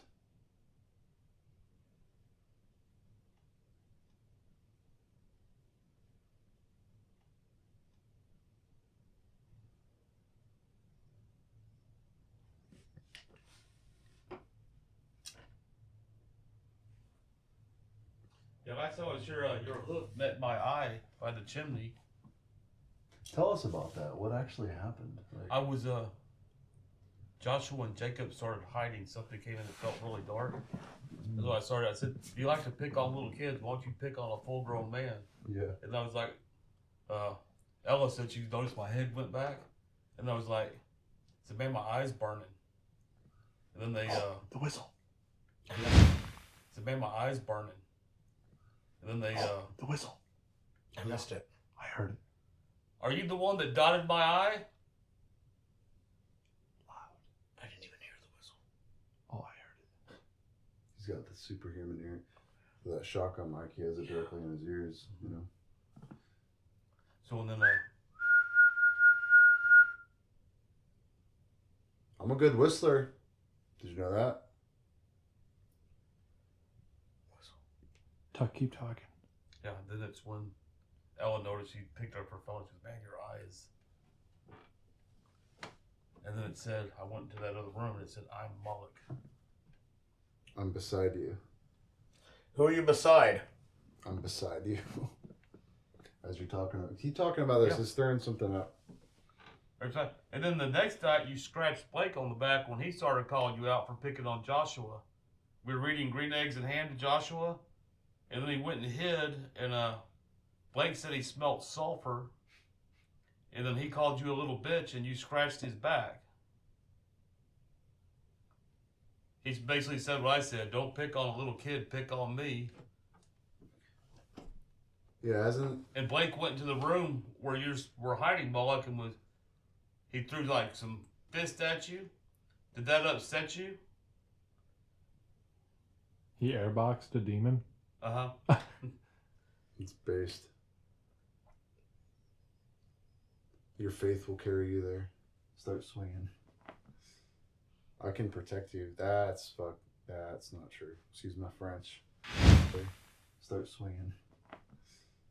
I can protect you. That's not true. Excuse my French. I can protect you. Oh, is that right? And then we had Sarah told Blake he should leave the house. And Sarah, you always say you protect Blake. Was that you? I can protect you. Sarah? Sarah's a spirit? And she watches over Blake and she tells him that she protects him when he's in the house. Oh man, I got chills. Yeah, you're making connections, dude. Yeah, Sarah, are you here? Are you going to ask for Blake will be here next Saturday? Blake appreciates you watching out for him, but he says he can take care of himself. Does he remind you of your son?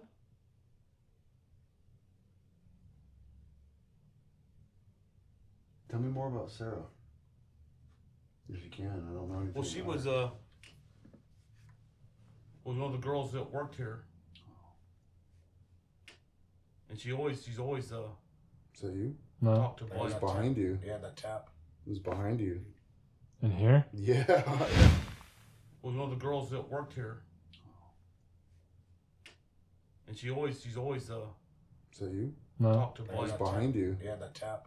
It was behind you. In here? Yeah. Yeah. Where your back Reasonably. is, like directly where your back is in there. Who just tapped on the wall? Is that you, Sarah?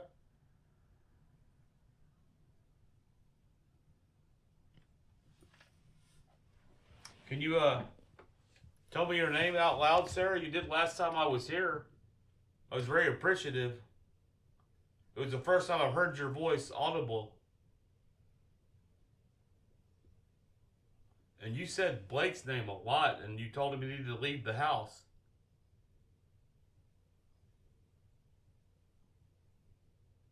That's so crazy, dude. This connection right here. Can't believe that. But my gut is telling me is that this Did you? That was me. No, was it you? Okay. this whistler is whistling from downstairs There's, because it doesn't want us up here. right.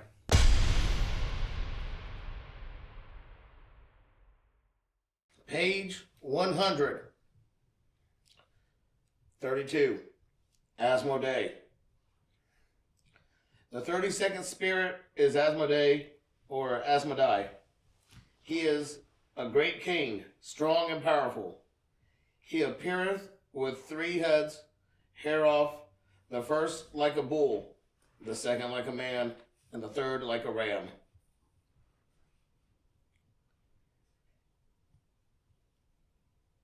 He bath also of the tail of a serpent. From his mouth issue flames of fire. His feet are webbed like those of a goose. Sound familiar? He sitteth upon an infernal dragon, and beareth in his hands a lance with a banner. He is the first and choicest under the power of Amion. He goeth before all abroad, and let him stand on his feet of all time of action. Deceive him and call with his cap of or headdress off, for it be on. A man, I think that's how you say it, will deceive him and call all of his actions to be derailed. But It's on and be raid. Be raid, yeah. But as soon as the exorcist seeth Asmodee in the shape aforesaid, he shall call him by his name, saying, Art thou Asmodee? And he will not deny it. And by he will bow down until the ground. He giveth the ring of virtues.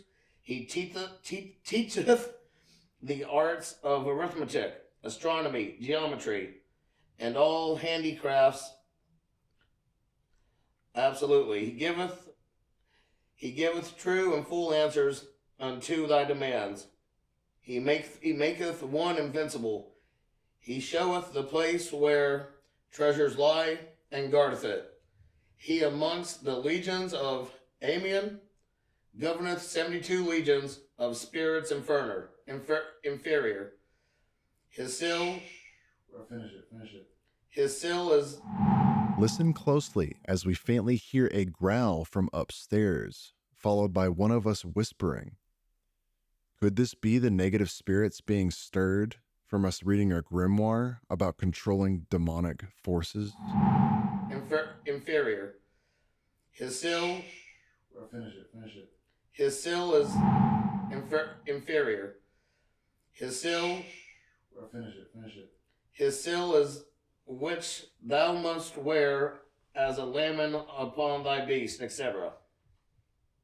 You fucking pissed him off, dude. I'm just reading a book about you, man. Did you hear him? No. You did, right? Yeah. Yeah, you're very clairaudient, dude. You can hear everything I can hear. That was He was like, he was fucking pissed, dude. Yeah. Excuse Well- my French. and all my hair. Look, standing up yeah. on my arm. No, you've activated him. Yeah, all the hair standing up my arm. There's a very important thing in here. Understand, I was just reading your description.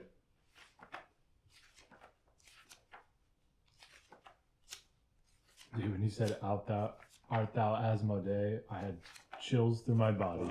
Yeah, I had a hard time reading that. It's really hard to read, first off. Well, like, not only that, but I just had I was like, this isn't just.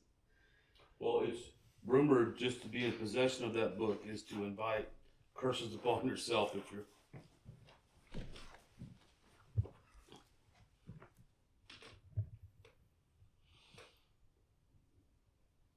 The license to depart.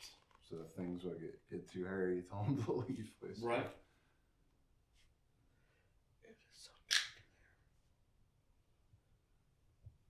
Where are you? So Toby, Asmodee, if you're here, no disrespect, not trying to trap you, would just like to exchange of knowledge. I'd like you to tell me what knowledge you have of the Watcher Samel. You're talking about Samael? Yeah. What can you tell me about him? Isn't Samael directly kind of linked to Luciferianism? Well, Samael is another name for the devil. Mm-hmm. Samael he's Lucifer. Correct me if I'm wrong. Yeah, and they said that he was the watcher that showed him the ways that once he was cast down to earth. Exactly. He was the first to fall. Right. Samael. He's Lucifer. Dude, I am chilled. I felt fine. Dude, I am. Ooh.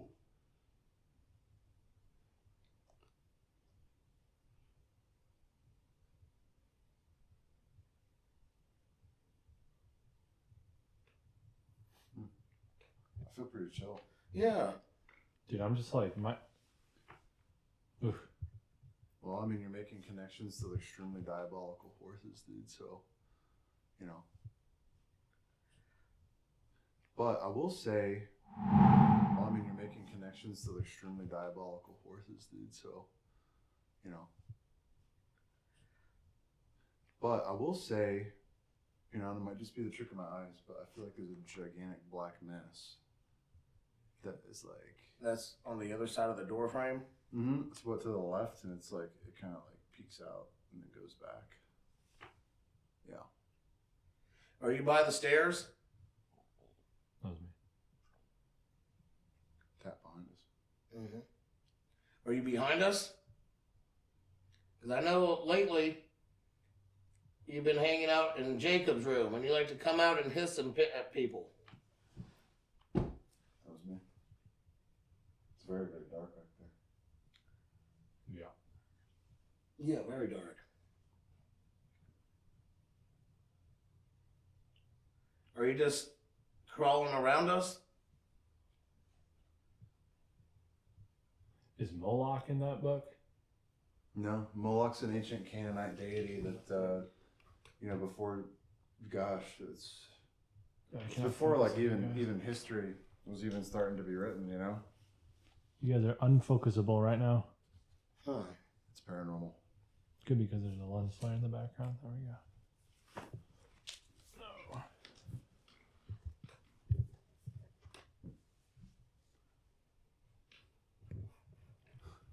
He's not in this book, though, no, to answer your question.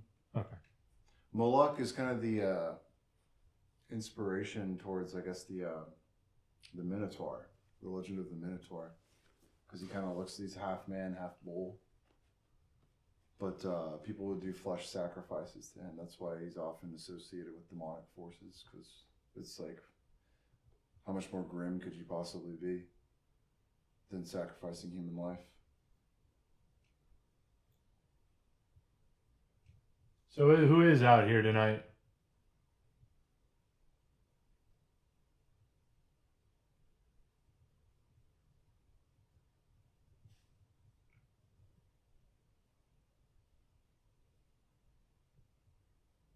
Some sort of acknowledgement, some sort of confirmation of presence.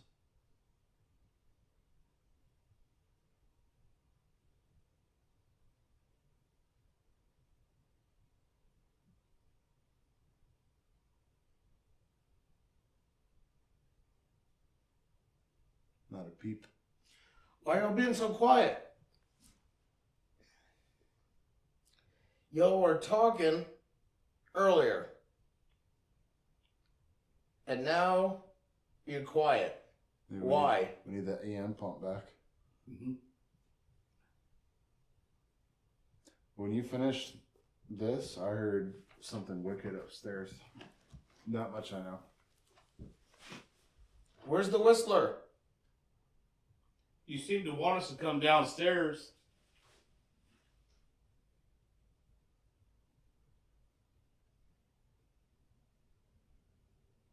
This is probably new to any of the spirits here in Hill House, but you can interact with my phone, and what you can do is you can create an AI image. So if you want to give us a picture, you can do that on my phone. Just to make y'all aware, it does a loud ding when it starts creating an image, so don't get scared if you hear that. You could probably turn your volume down. It might mitigate that.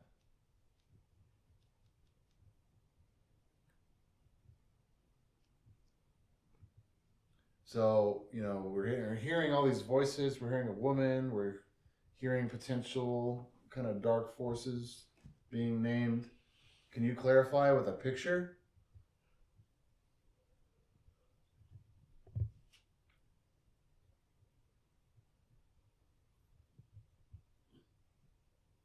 Create a picture on my phone. Well, that's quick. Wow. It's a man and A man and child? yeah. Oh, yeah. A it's woman and child. So it's the naked backside of A person. a person, and then it's a little boy facing us, and he's blonde. And the man is facing a door, and the rest of it looks like it's like air and clouds. Very strange. Is that door a portal? What are you trying to tell us? It is. So you can see That through. is wild. Yeah. Right. Is that some sort of representation of like life and death? Like being little and young and then being stripped away of your immortality, and that's why you're naked, and that door is like the door to the other side?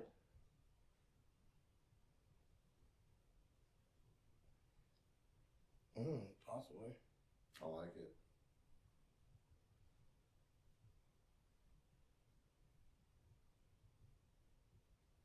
Can you confirm with another image, please?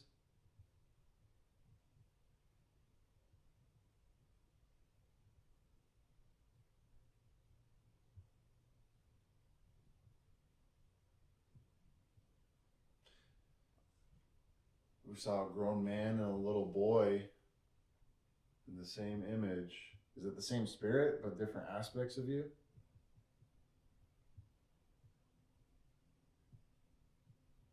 You kind of cheat. Didn't Shay say something about an adult that has like the mentality of a child? Yeah, she did. Just, oh. Alvin? Oh, I forgot about that.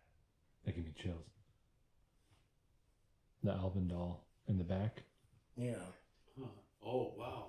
Yeah, They just gave me chills when you said that. I just went, wow. I just got chills too thinking about that. Yeah, because he was locked up in the mental ward, Right. and they when they brought him in here, the other spirits were like, "No, he's weird. Get him out." Yeah. And he made that doll in the image of him.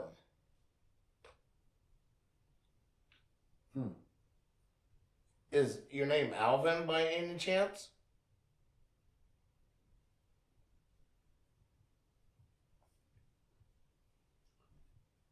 I'm going to throw one out there. Sarah, if you're here, can you show me your image on his phone? Here, I'll put it out here. You can put your thought into it.